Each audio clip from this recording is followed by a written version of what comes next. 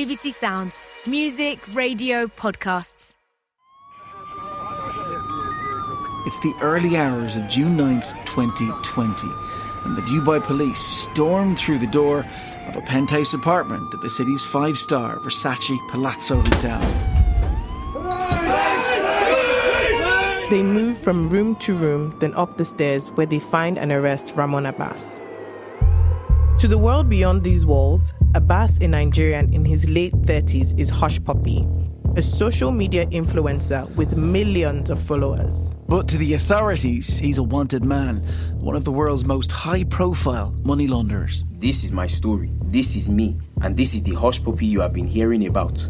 The ghetto kid in me is at its peak and ready to explode and spread around the globe. Told by me, Princess Abumere in Nigeria. And me, Paul Connolly in London. This is the remarkable story of his double life and what happened when his public and private personas clashed and burned. We chat Abbas's rise from small-time scam artist in the slums of Lagos to his rebirth as Hush Puppy. The dustbins were Versace. The cups were Versace. The soap holders were Versace. The car park was filled with Rolls Royces and Bentleys and Ferraris and Lamborghinis. I'm like, wow. We unveil his role in a global alliance of hackers and cyber criminals who stole tens of millions through audacious heists and who attempted to scam a Premier League football club out of £100 million. We're not talking about a bit player here. We're talking about someone who was a mastermind.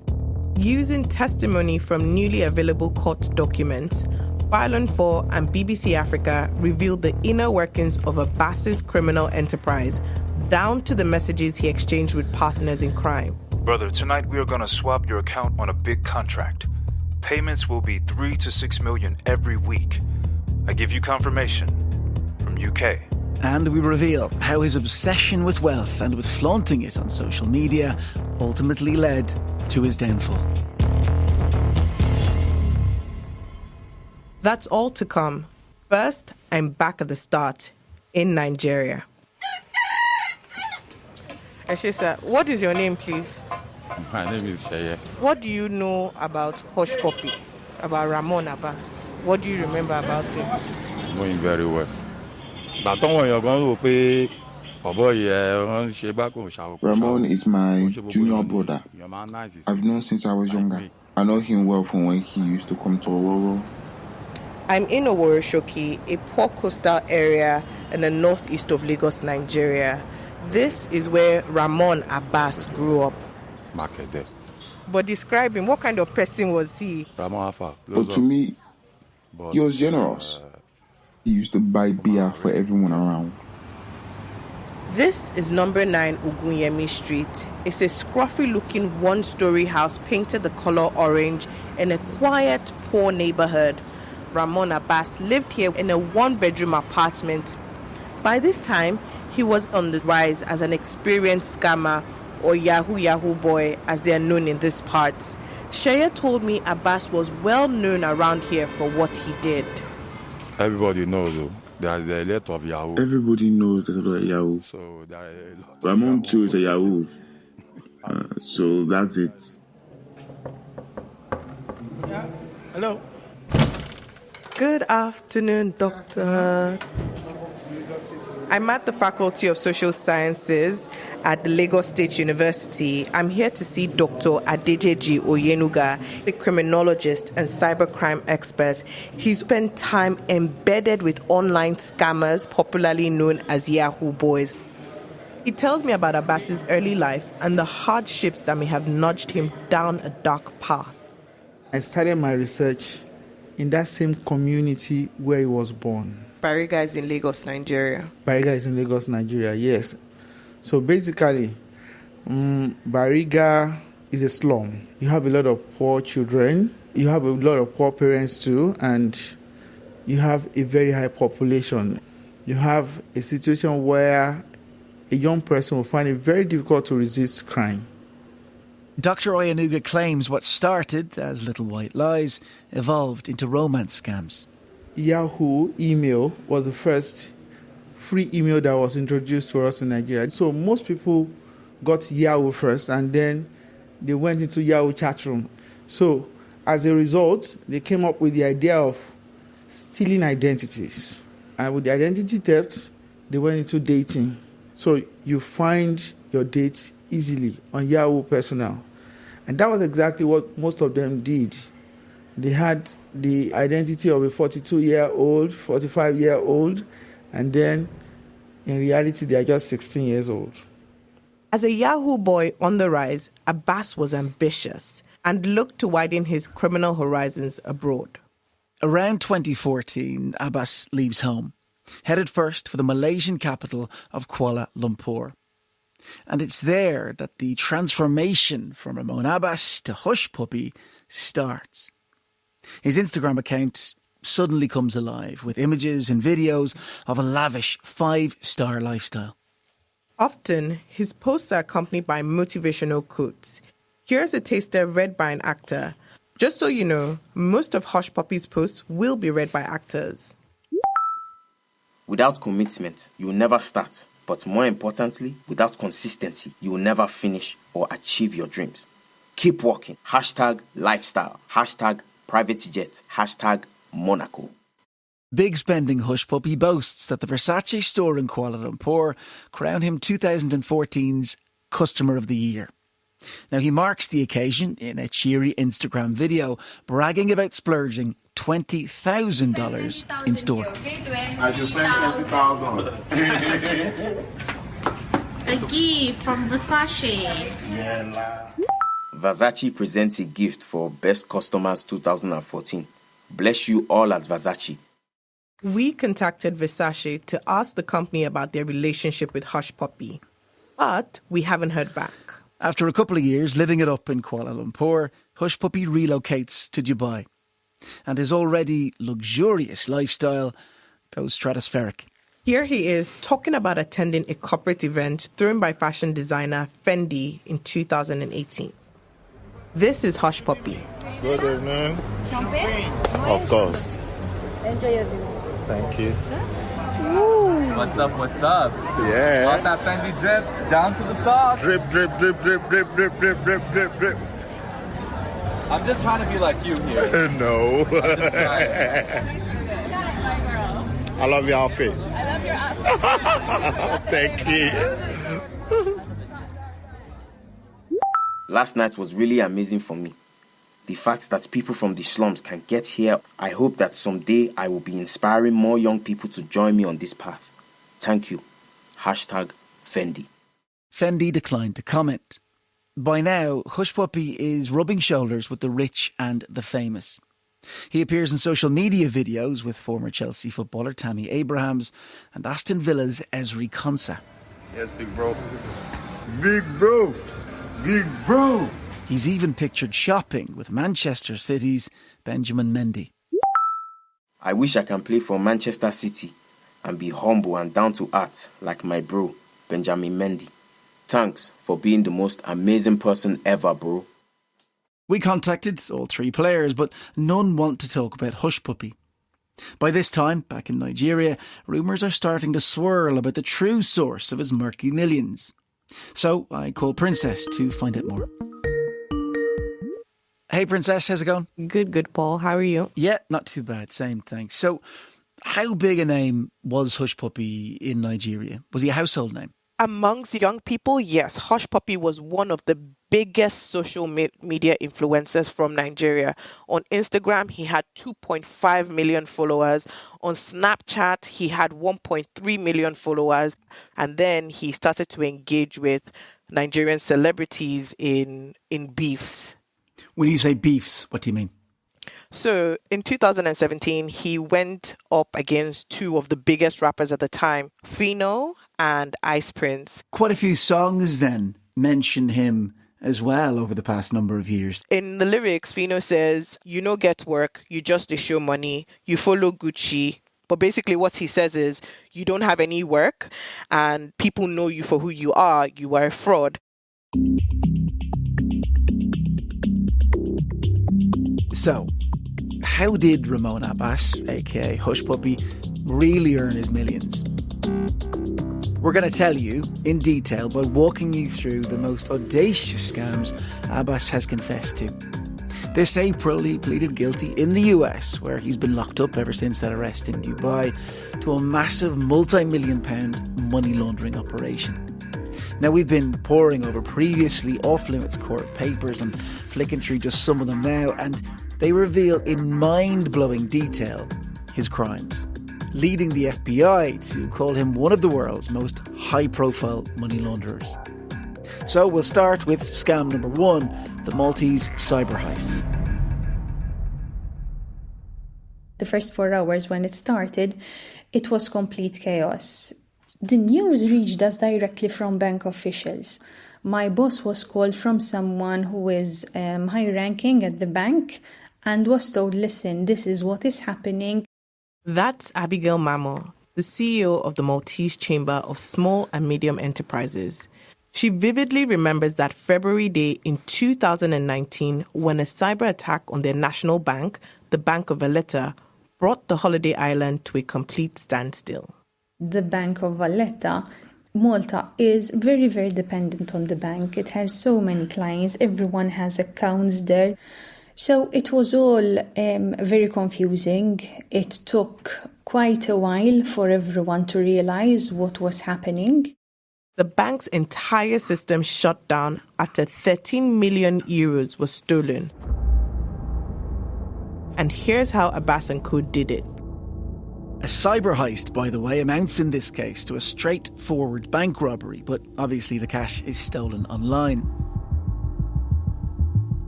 North Korean hackers lead the charge by breaking into the bank's system and swiping the 13 million euro to begin with.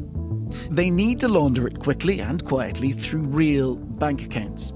And that's where Abbas, by now a major player in an international network of cyber criminals, comes in. Abbas joins forces with another con man, Canadian-American Khalab Alamari. Alamari recruits Abbas to set up the bank accounts. Their role was to move funds around the world as quickly as possible. Neera Jones is a UK-based expert in cybersecurity.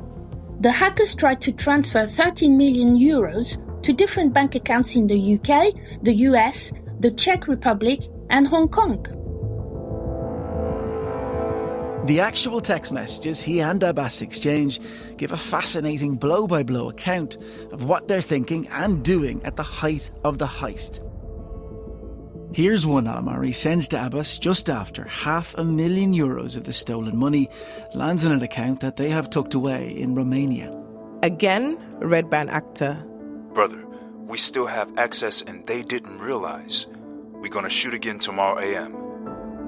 But the next morning, their plan to launder further millions from the Bank of Valletta hits the skids. Staff have detected the breach and they're now scrambling to claw back the vanished funds. Today they noticed and pressed a recall on it. Look, it hit the news. Alamari sends Abbas a screenshot of a news headline. The cyber heist is now the top story in Malta and is about to be picked up by outlets across the world. Meanwhile, business owners across Malta are in a blind panic over loss of earnings and missing funds. Abigail Mamo again. For hours, we also received calls from our members telling us they were sending money using Bank of Valletta's platform to their foreign suppliers. Their foreign suppliers, during that time frame, their foreign suppliers did not receive the money and they know that they sent it.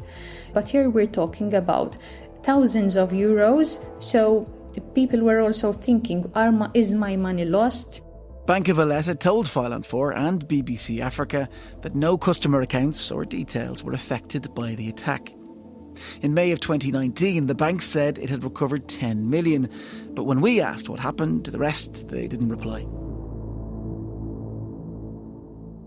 No one knows exactly how much was stolen, but however much it was, Abbas is likely to have pocketed a hefty slice. Even still, he and Alamari are greedy for more. Next one is in a few weeks. We'll let you know when it's ready.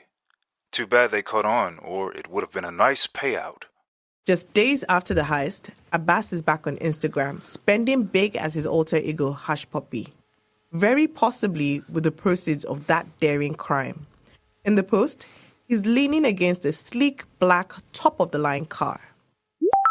Bought myself a new Bentley Bentayga for Valentine's. The car retails for $160,000. The best way to celebrate the season of love. Enter well-known Nigerian broadcaster Daddy Freeze. Click more champagnes. Honestly. One day we'll reach here. Amen. In 2019, he scores an exclusive interview with Hush Puppy inside his plush Versace Palazzo penthouse apartment in Dubai. It's a rare opportunity for the Nigerian public to see the man behind the Instagram posts. Wow. So this is your pool here. Rooftop pool.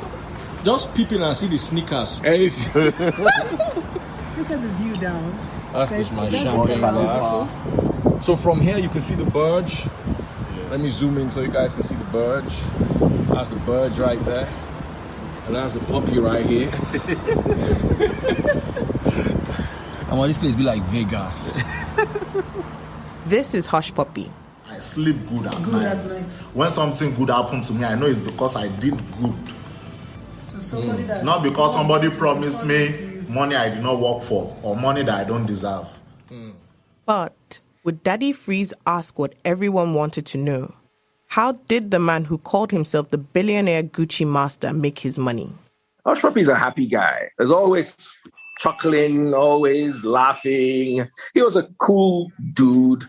We met at the mall and I started shooting right away. He was dressed like a typical Dubai resident in a flowing cream white jalabia, immaculate, and it happened to be his birthday. So I was like, okay, this is perfect. So when you arrived at Hush Puppy's home, can you describe the level of opulence? This is a house built by Versace. The dustbins were Versace. The cups were Versace. The soap holders were Versace. The car park was filled with Rolls Royces and Bentleys and Ferraris and Lamborghinis. Even I was caught unawares. I'm like, wow. Little things like spoons and forks could be done by Versace. But Daddy Freeze doesn't ask about the money. Why not? I know it is possible for influencers to make a lot of money. So I want to interview him and see the billionaire Gucci lifestyle. That's the purpose of the interview. It wasn't a deposition. It was an interview.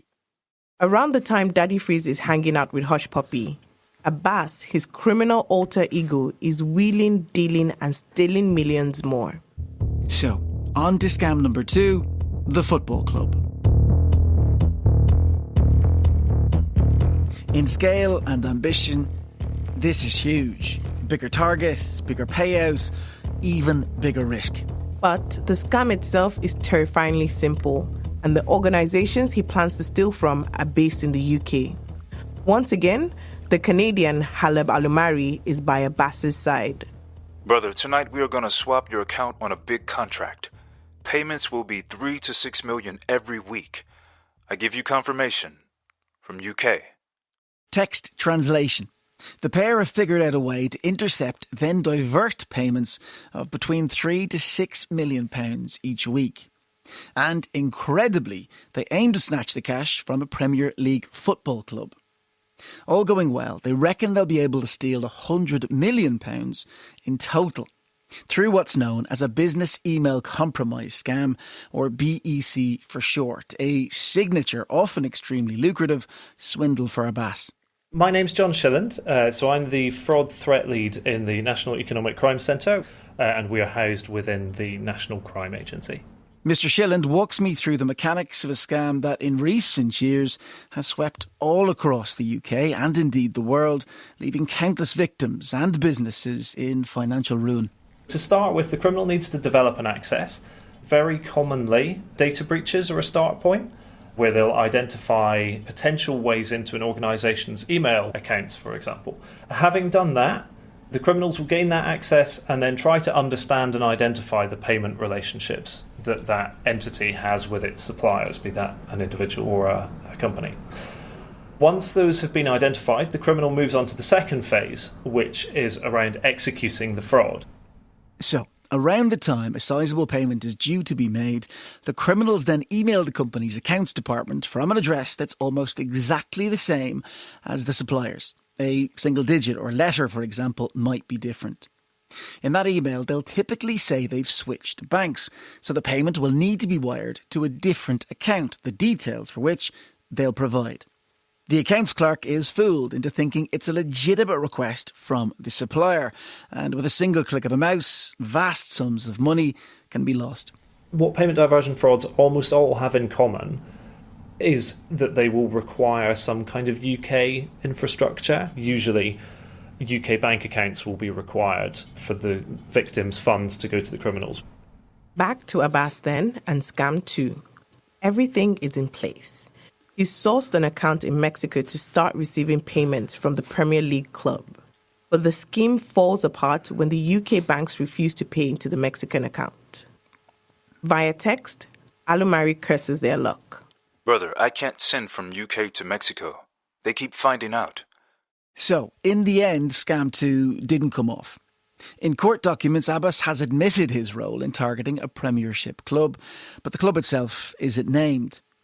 Now, we contacted every one of the teams that competed in the Premier League across 2019, as well as the Premier League itself. Many, including 4 of the big 6 clubs, confirmed they weren't the intended target, and the rest chose not to comment. Abbas has also admitted to stealing almost £6 million from companies in the UK using BEC scams. The FBI, though, wouldn't reveal the names of the companies to us. There were more than 5,000 reports of BEC last year, costing the UK taxpayer nearly £160 million. John Shilland again. The shift to more and more online transactions is the kind of oxygen with which payment diversion fraudsters breathe. So this is where we see this trend. It's not going to go away. According to the latest National Fraud Intelligence Bureau data, BEC is now the 3rd biggest type of consumer cyber fraud in the UK. Also known as payment diversion fraud, it's a huge challenge for the authorities. There may well be criminals in 5 different jurisdictions as part of a normal payment diversion fraud. Making the jump from investigating a fraud network in the UK back to the criminals that control that network can be very, very difficult.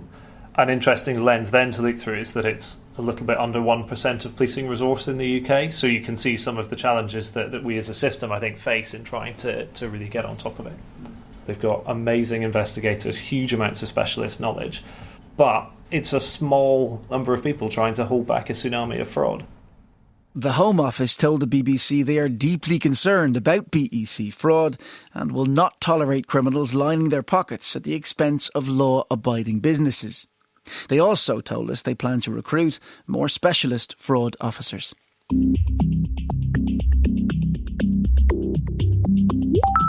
Tell the pilots, get the chopper ready to take me to the Abu Dhabi F1 Grand Prix. My driver already waiting with my Rolls Royce and some bad bitches in my Ferrari too. Hashtag Abu Dhabi Grand Prix. Hashtag F1. An Instagram post from late November 2019. To his adoring fans and followers, Hush Puppy is still on the up and at the top of his game. But elsewhere, the FBI had swooped on his right-hand man, Abumere, and are now examining his phones and laptops in forensic detail. The net is closing on Abbas, but you'd never know it. Now here he is, a guy who figures out how to run this multi-million-dollar organization connected to a billion-dollar fraud scheme, and he's the one who's trying to sit here and say, hey, look at me. I'm safe. I'm overseas. I'm in West Africa. I move out of West Africa. I live in a country where there is no extradition treaty. Ha ha, look at me. Nobody's going to get me. Until 3 years ago, Scott Agenbaum was a special agent with the FBI. Domestic and international cybercrime has been his area of expertise since 1993. Listen, if he has 2.4 million followers, the social media account of him obviously is so much intelligence and so much information that law enforcement can use, because now you're identifying his assets, you're identifying his cars, you're identifying his houses. There's metadata in a lot of these photos that he's putting. So in a lot of these criminals, especially the organized crime figures, what was their demise? They did not keep a low profile. Blissfully unaware of what was to come, Abbas moves on to his next $1 million fraud. Scam number 3. The Qatari school. This time, there are no hackers, no cyber heist, no BEC. Instead, he goes back to the basics he'd learned years before as a Yahoo boy on the streets of Lagos. Assume a fake identity, bleed the target dry. That target is an entrepreneur based in Qatar. Abbas heard they were on the hunt for a lender to invest $15 million in a project to build an international school there. He recruits 2 middlemen to deceive the victim and move the money. Abbas himself pretends to be a banker based in New York who guides the unwitting victim through the loan process, ironing out any creases along the way.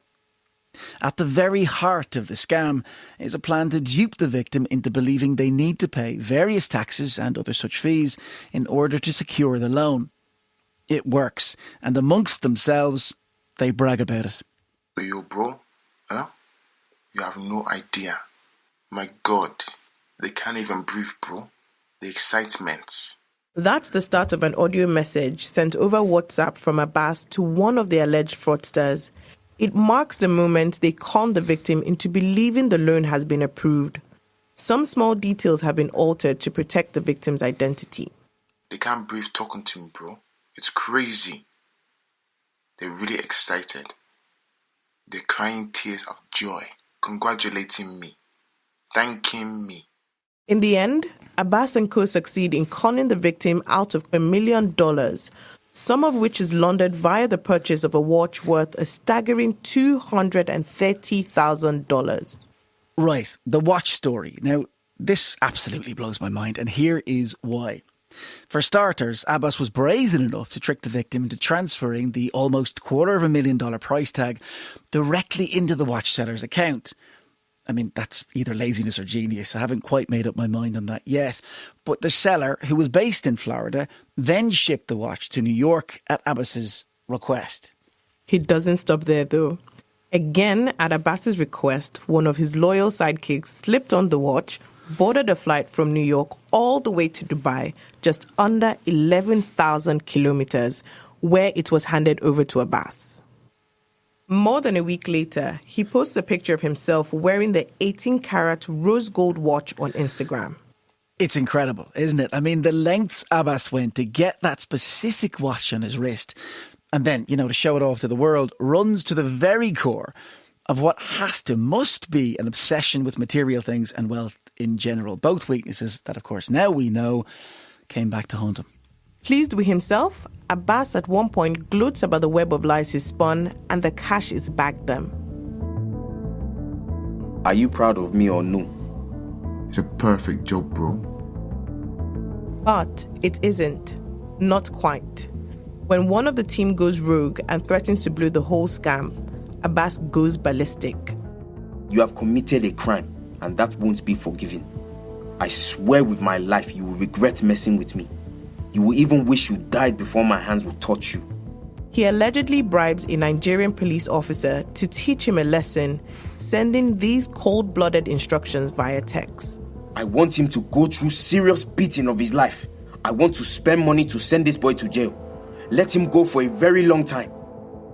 The Nigerian cop, Abumere is his name, has been suspended from duty and is now wanted in the US on charges of fraud, money laundering and identity theft. He's previously denied having any criminal involvement with Hush Puppy and has not responded to our requests for comment. On June 6, 2020, Abbas posts his last message on Instagram as Hush Puppy. It reads, May success and prosperity not be a once-upon-a-time story in your life. Thank you, Lord, for the many blessings in my life. Continue to shame those waiting for me to be shamed. #Rolls Royce. That shame, he mentions, is just around the corner. Days later, Abbas is being frog-marched by the Dubai police from his multi-million-dollar home towards the prospect of a life behind bars. Officers seized 21 computers, 47 smartphones, 5 hard drives and 13 luxury cars worth £5 million. Former FBI Special Agent Scott Augenbaum. Now, when I was with the FBI, I was always saying the chances of law enforcement putting the bad guys in jail is really, really challenging because a lot of these bad guys are working overseas or living outside of the grasp. He put himself in jail by continuing to use social media. Hush Puppy's former lawyer, Gal Pizetsky, also believes his ex-client's high profile led the FBI to want to make an example of him. They know that this will be reported in headlines, especially around the world, and they knew that people that engage in BEC schemes and also cyber schemes, especially from Nigeria, I think, will hear it and will know that the United States will go after you no matter where you are in the world. They will bring you back to the United States and they will punish you. The court documents claim Hush Puppy's crimes cost victims almost £17 million in total, but some believe the actual total to be much, much higher than that. Despite that, some of Hush Puppy's social media pages are still live and attracting followers. On Instagram, he dropped the billion-dollar Gucci Master moniker, by the way, and now calls himself a real estate developer. We contacted Instagram to ask why his account is still open, given what we now know about the life of crime which fed his Hush Puppy persona. Instagram carried out an investigation into his account, but then decided not to close it. Just days after we put the same question to Snapchat, they did delete Hush Puppy's account. Abbas's once right-hand man, Helen, has, by the way, been sentenced to nearly 12 years by a US court for his role in a series of cybercrime conspiracies.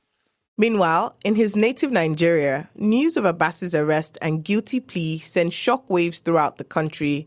Suspected Nigerian fraudsters Ramon Abbas, and also known as Hush Puppy, and Olalekong Ponle, has also known as Mr. Woodbury, have been extradited to the United States. They were arrested in Dubai. And sound waves in the form of Afrobeats artist voiced by Nos They Will Catch You.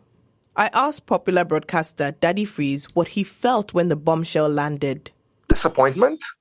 It's sad to see that other people had to cry to fund that lifestyle, and I would never support that. Do you think people like Hush Puppy are giving Nigeria a bad name? I would say yes, and that's why I'm disappointed. He also believes social media is a big part of the problem. Nobody can control the narrative on social media. There's a lot of disinformation. It promotes unhealthy, unchecked, unregulated lifestyles that many people fall for. So yes, social media is part of the culprit, if you ask me. But will Hush Puppy's arrest really change anything? Not according to Dr. Yenuga, cybercrime expert at Lagos State University. Hush Puppy is an influencer, a role model. You see, we're in a country where a lot of people, young people, are suffering. And if they see another young person who was once like them become that great, I have seen parents who have taken their children to where they are learning how to become Yahoo boy. There are training centers. I have a parent called me middle of the night asking me to tell his son to go into cybercrime. I said, why? He said, a lot of them are making money. That is a worrying thought. And there's another question niggling away at me. Would Ramon Abbas have ever been caught if it hadn't been for all of the shameless boasting he did as Hush Puppy on social media? And what of the cyber criminals who, unlike him, do keep a low profile? Can they be stopped too?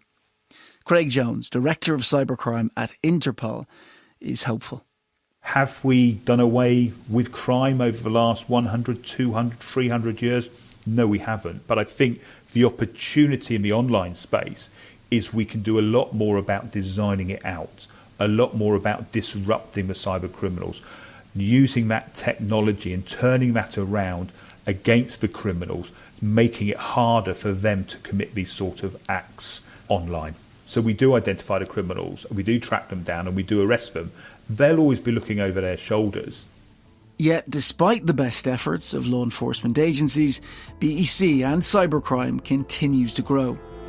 And as we've heard, the likes of Hush Puppy continue to thrive at the margins of society and of the internet, indiscriminately targeting anyone and everyone from whom they can make a quick and easy profit.